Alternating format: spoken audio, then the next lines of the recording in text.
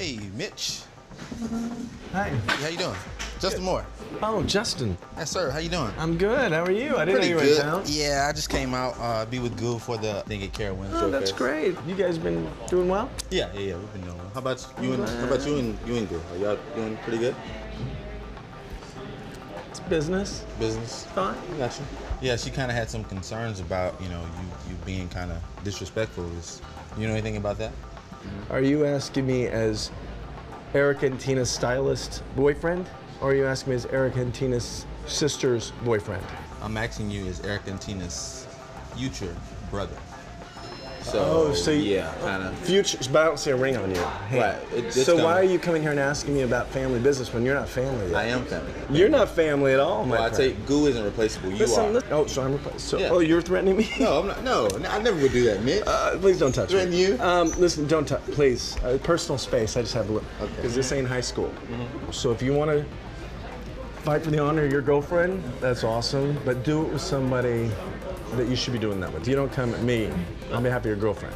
Well, because it's not okay. It's unprofessional. bottom line is this for me. You don't have to like her, but you will respect her. Well, listen, regardless of what she said, I don't know you very well. I anyway. met you one time for 2 minutes, so Right. I don't know you. And I'm certainly not talking to you about my business. Okay. And my business is to take care of Erica and Tina. And my business is if Goo comes to me again with another problem, it's me and you. Oh, that's great. Enjoy yourself, okay? Enjoy yours. Please, don't touch me. Don't touch me again.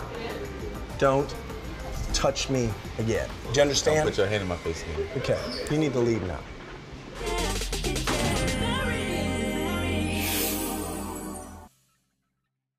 Welcome back to the Hope Show. I'm here with beautiful songstress Naomi Cross, recording artist as well, and also Pastor Corey Neal. We just got finished watching a clip of one of my dear friends, Justin Moore, who's a musician, and actually at the time of the filming of his participation in the Mary Show, he was a musical director here at this church. We're here filming from Dusty Metropolitan Worship Church in Atlanta. And that particular clip caused quite a stir. You remember that? Yes, it did. Yolanda Adams even featured this clip, the audio from this clip saying, like, who is this kid? Right. And, what's going on? There was so much negative attention that our pastor felt compelled to show the clip during service, bring Justin up before the church like a good old-fashioned Pentecostal public rebuke almost, and, went to describe how he's a son of the ministry. This is not like him at all. That portrayed him as a thug, but reality television. And, Justin and I are good friends, and I asked him, how did you feel about that? Because here you are on a show, you're Google's boyfriend, and now you're like, it's affecting your everyday life. And we have to be careful about what we do that's known publicly because it does affect us. It's not just about celebrity or TV. And I just want to start with you, Naomi, as a celebrity in the making. Yeah. And you've also been a talk show host. Yeah. So you know what it's like to be in front of the glare of lights, and you're also a worship leader. When it comes to making the kind of decision to expose your life like that and having like the reverberations in your own personal life. What do you think about that? It's kind of like you said, it's a daily thing. Like after you leave the camera, you have to face people daily. People you minister to, people you interact with, that you just happen to meet, So I think that, we have to be very careful. Our life is not our own. In the first place, as a Christian, whether you're on TV or whether you're not, your life is not your own. And I think when we come to the revelation of that and really an understanding of how to walk that out, it makes things easier. And when you're helping somebody, we overcome by the blood of the Lamb and the word of our testimony. You're helping someone, then it makes a difference. So for like reality shows that, for example, when Tina, talked about her relationship with Teddy and, how he'd had an affair. Right, but that's real. That's real. Christians have issues, and her heart was, I'm going to heal me, and I'm going to heal somebody else that's out there, and this has happened to them, and let them know that God can come in the situation and make you fall back in love with your husband, your spouse, whatever. So I appreciate that, but it's the shows that lose focus to me. That, you know what I'm saying? It's like, I believe truly, like they go into it like, we're going to be a platform for how God changes things, how Jesus is real, but somewhere in there, the production, the fanfare, and the drama take over. And we have to be very careful because our life is not our own. Well, that's a really good point. Even if you're not on a television Right. show. I think about how many times in church I've heard testimonies of like people being overcoming drugs or people being delivered from homosexuality or whatever. And I remember distinctly sort of being taught like you have to be careful because although there are people there applauding you and you can help someone else struggling, there are people there also who can use that vulnerability and try to like tag you. So I'm thinking like, with the Tina Campbell storyline in Mary, like he sings in gospel soulsters, he's a musician. Every time he goes somewhere, somebody's gonna be either probably judging him, looking at him funny, or maybe like, I know what your weakness is. Your wife is on tour, let me try you. Right. And it's like, isn't it like really dangerous to sort of show your weaknesses and then for it to be like out there, just out there for everybody but should that stop your testimony? This is going to bless somebody else's life. Should that stop your testimony? No, because God is going to cover you when your heart is pure and it's in it for the right purposes. I believe that you're covered. So, though the weapons are formed, they will not prosper when you're in the right place. But that's good to say. It's the truth, though. Let me tell you how. When you come stepping up to my husband after I already like bled my heart, I'm gonna have double for your trouble because you should know. Because I already told you how much it hurt me. But I get your point. Let me go on to Pastor Neal. Just in the sense of like I was reading about this person who wrote the story or the book Hipster Christianity, and his name is Brett McCracken. But he said Christians who sign up for reality shows, they may do it in the name of expanding the platform for Jesus, but sometimes it could be code for self-serving. These people who are getting on television, often they have like, they're showing a lot of their wealth, like on Preachers of LA, one of the pastor's wife wants to be a singer, and she was twerking for Jesus. I mean, I'm not judging that. Yeah.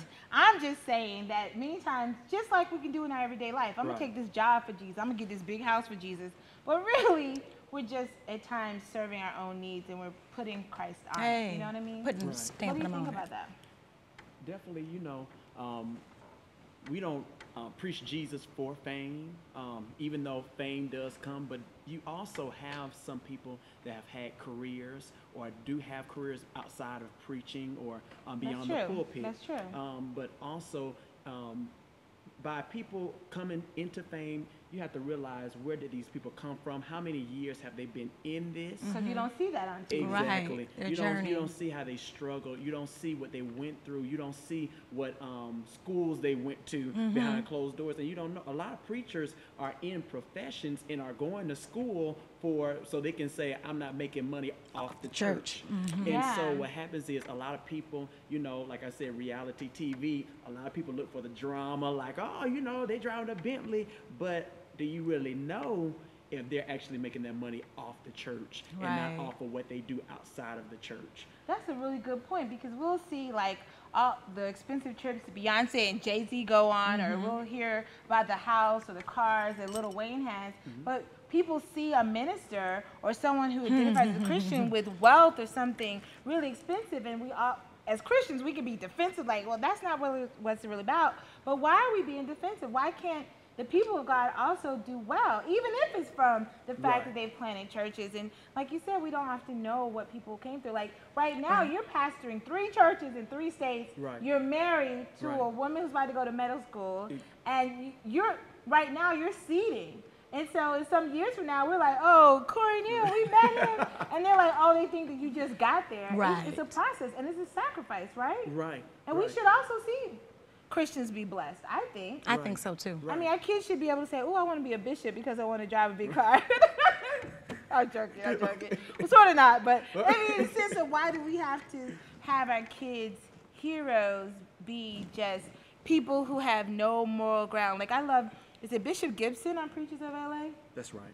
And I love him. I know a lot of people don't like his character on the show, but I love that he drives like a Bentley, but he also went and got his sister, who was a heroin addict, out of the hands of a drug dealer. He was out there giving nice shoes to a gang member who gave his life to Christ. And I'm like, I don't this Right. because he is doing his business, but he's also very much who he is. Right. He carries his gun, and he reminds me of my daddy. But you know what? That's the point that gets to the people. It's the transparency. It's the Right. honesty. Yeah. People need Right. to know that there's humanity in the church. The church, you know, is not perfect because it's made of people, first off. And we're not perfect. So, you know, when they see that, oh, they've been through something, but they came through it, it's the how. By the grace of God. It's because Jesus loved me enough to love me when I was ugly. When I, you know, ugly meaning in the spirit. But, you know, and he made me, you know, who I am now. And it's an ongoing journey, you know. It's kind of like the saying, now don't judge me, you don't know my story. You don't know everyone's story. But, you know, the truth is it's a commonality. Is that Jesus, if you're changed, is in every one of those stories. Well, let me ask you guys, what do you think is the biggest Christian reality show right now? Preachers of LA. Preachers of LA. How about you? I would say Mary. Mary. Well, you're both wrong. It's Duck Dynasty. Now, I know a lot of people don't think of it as a Christian television show, but one of the head leaders in that family in that show, he made remarks about homosexuality not being of God and not being moral, and he lost the show. They had to get it back, but it's actually the largest, it's the largest audience for cable. Duck Dynasty. Wow. And so that's another thing we could also talk about in another show. What is a Christian reality show? Because we have in the Real Housewives of Atlanta, we have in, you know, all the Duggards, we have all these reality shows with people in it that say they're Christians.